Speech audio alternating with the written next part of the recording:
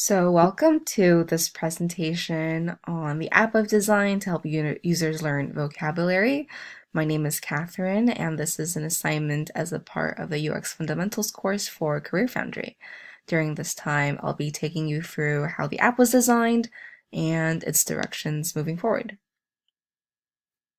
So who is our user? We have Samantha Lee. She is a marketing manager. She's 28 and she lives in Los Angeles.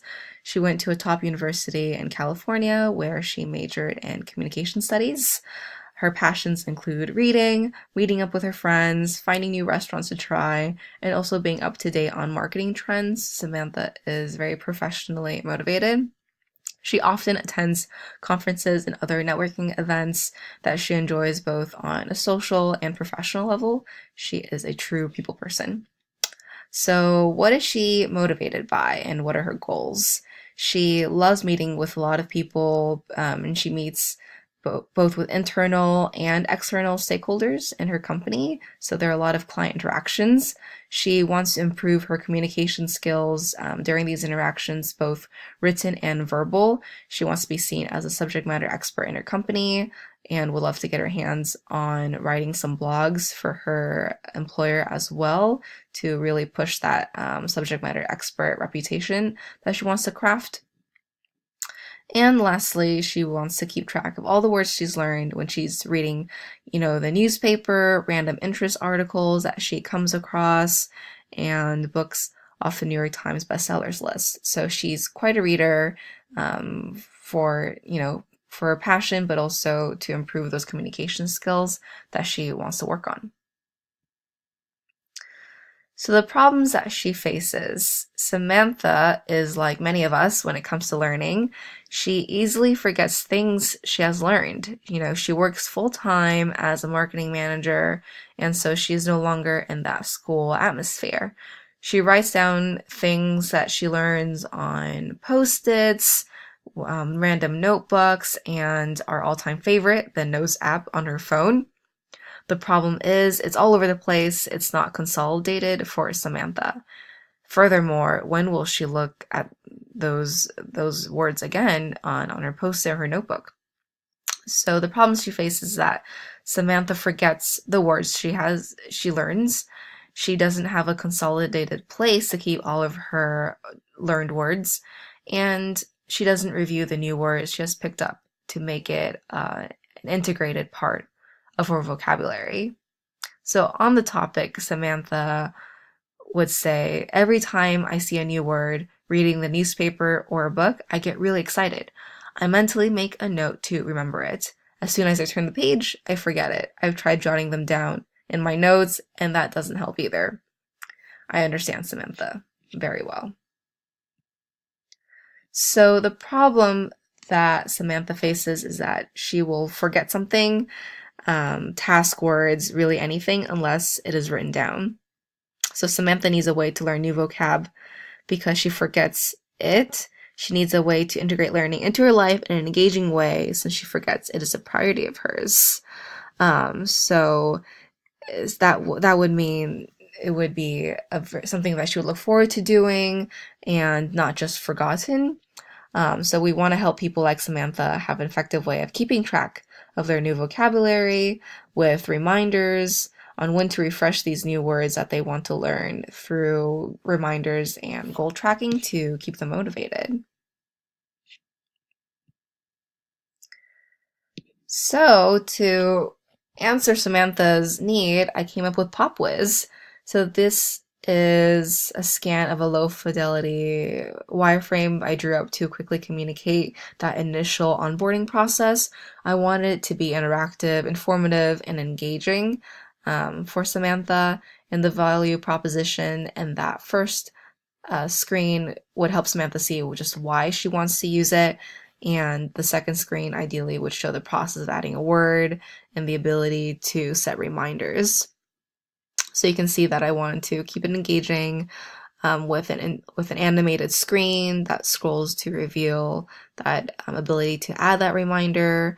I added a skip button on every window and crossed that out because it didn't seem necessary. I also envisioned the app asking Samantha and other users to make a concrete goal. You can see that on the third window. So the goal would almost be a pledge to themselves to fulfill that promise to learn. And without this goal, she may through time just forget why she even downloaded PopWiz in the first place. Sure, it was to learn vocabulary, but that may seem far-fetched and trivial once she has other responsibilities in her life pile up and kind of push vocabulary learning to the wayside. And you would also see that once you write your name, you can also write your number of words that you would like to learn per month. And then you should hand sign the pledge on the screen just to make it a bit more concrete. So that first task I tested on users during usability testing was the onboarding tutorial. The initial problem was technical difficulties with using Prot. So I wanted users to swipe to the next screen of the intro, but that was hard to communicate. They didn't know if you should press the arrow or swipe right or swipe left, which is what I initially wanted. And then from there, users can learn that you can add a word, customize that definition and that caption, and also set a reminder. And when you set your goal, you're good to go. So other than the difficulty in swiping, the onboarding task that I observed during testing wasn't too much of an issue. I suppose it was off to a good start. And the third task that I focused on was quizzing, and it was odd to communicate whether the word should be typed or written. It was never really shared, and in that fourth wireframe you see that I wrote an explanation of write in your answer in parentheses, which is an odd instruction given that it should just be introduced in that onboarding tutorial. So I will most likely be changing that.